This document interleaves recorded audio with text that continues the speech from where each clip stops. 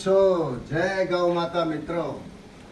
ભારત એ સોનાનો દેશ છે મિત્રો, અને ઇન્ડિયાને આપણે ભારત બનાવવું છે એના માટેના પ્રયત્નો ચાલુ છે. આ ફાર્મ જુઓ, ફાર્મની ફેસિલિટી જુઓ, ગ્રીનરી જુઓ, ઉનાળામાં ઠંડકનો અહેસાસ થાય છે મિત્રો. ટોટલ ઓર્ગેનિક જે કરવાનું આપણે લોકોને કહી રહ્યા છે એમાં 5% લોકો ખૂબ સારો સપોર્ટ કરી રહ્યા છે અને આખું ઓર્ગેનિક કામ કરી રહ્યા છે મિત્રો. આપણને એક આનંદ એ થાય છે કે આપણને કમસે કમ સારું ખાવા તો મળે છે મિત્રો. અહીંયા ફાલસા અને કેરી અને ત્રીજું ચીકુ, આ 3 વસ્તુ અહીંયા થાય છે. પણ જ્યારે ફાલસા તમે ખાશો તો તમને એમ લાગશે કે ના સાહેબ, ખરેખર હિરણભાઈ તમે ફાલસા આપ્યા.